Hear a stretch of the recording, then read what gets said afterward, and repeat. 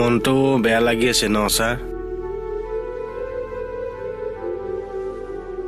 Basumatary sir এনেকে নাইকিয়া হৈ যাব লাগেনে? হয় দেও, এতিয়া এনেকুৱা লাগিছে তাক যেন বেছি দিন নাপালোৱে। কাণত তাৰ মাতটোৱে ভাহি আছে, মোক যে মাতে ঐ কেকে। তাকে ছাৰ।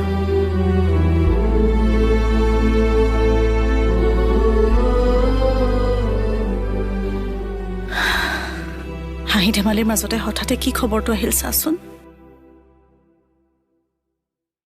তাকেইতো, থানাৰ প্ৰতিটো ৰুমতে যে বস্তুটো আছে তেনেকুৱা লাগি আছে তৰবা।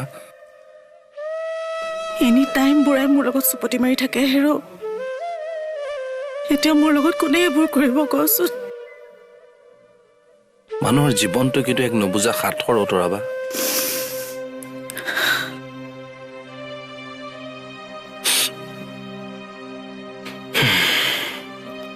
জীৱনবোৰ আচলতে এনেকুৱাই, ক'ত কেতিয়া কেনেকে কি হৈ যায় একো ধৰিব নোৱাৰা। ডিউটি কৰিবৰে মন নোযোৱা হৈছে ছাৰ। উপায় নাই, কৰিয়ে যাব লাগিব আমি। একেটা দিন বেয়া খবৰে আহি আছে। হয় দে, পহলগামৰ কথাটো মনত পৰিলেও গাটো জ্বলি যায়। চাচোন, বিচাৰি বিচাৰি হিন্দুক হত্যা কৰিছে। আমাৰ ভাৰতৰ শক্তি কিমান দেখুৱাই দিব লাগে, এটা এটাকে বিচাৰি চালনীৰ নিচিনাকে ফুটা ফুটা কৰি দিব লাগে।